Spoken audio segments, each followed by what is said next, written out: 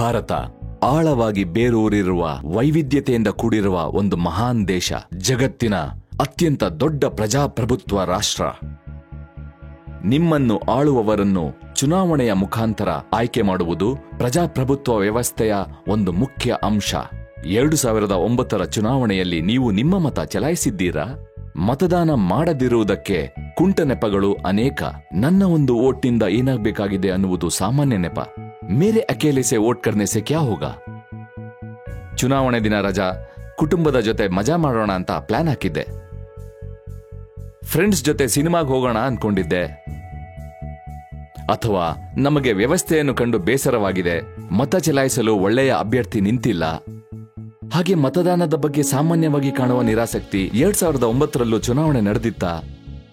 ಇದೆಲ್ಲದರಿಂದ ಒಂದು ಸತ್ಯಾಂಶ ಹೊರಬೀಳುತ್ತೆ.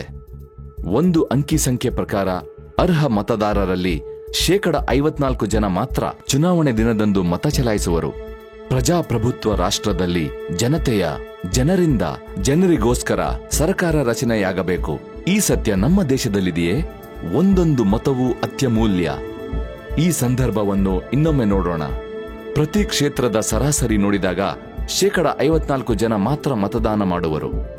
ಸಾಮಾನ್ಯವಾಗಿ ಗೆಲ್ಲುವ ಪಕ್ಷ 54% ಮತಗಳಲ್ಲಿ ತಾನು ಪಡೆದ ಮತ ಕೇವಲ 20% ಮಾತ್ರ ಮತ್ತು ಗೆಲ್ಲುವ ಅಂತರ 5%ಕ್ಕಿಂತ ಕಡಿಮೆ.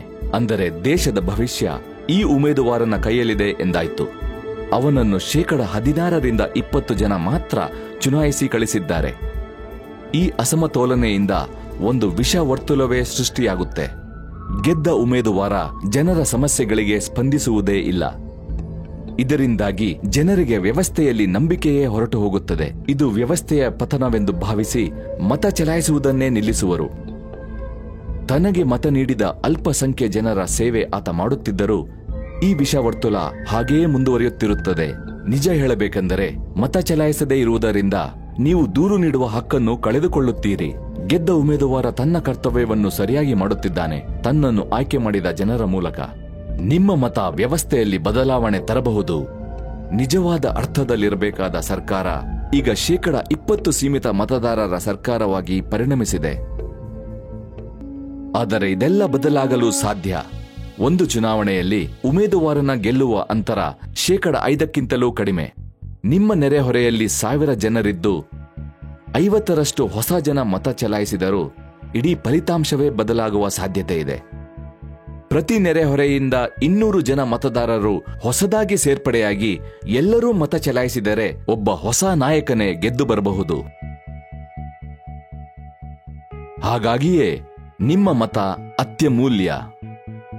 ಪರಮ ಪೂಜ್ಯ ಶ್ರೀ ರವಿಶಂಕರ್ ಗುರೂಜಿ ಹೇಳುತ್ತಾರೆ, ಮನುಷ್ಯನ ನಿರುತ್ಸಾಹವೇ ನಮ್ಮನ್ನು ಈ ಸ್ಥಿತಿಗೆ ತಂದಿದೆ.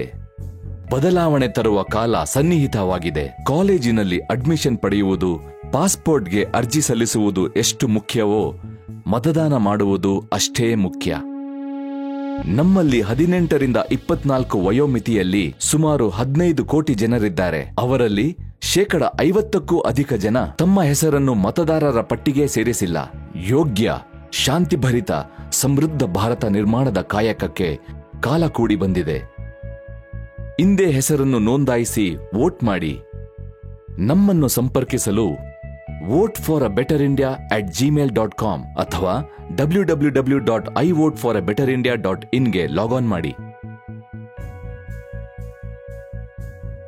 ಫೇಸ್ಬುಕ್ ಮತ್ತು ಟ್ವಿಟರ್ ಮೂಲಕವೂ ಸಂಪರ್ಕಿಸಬಹುದು.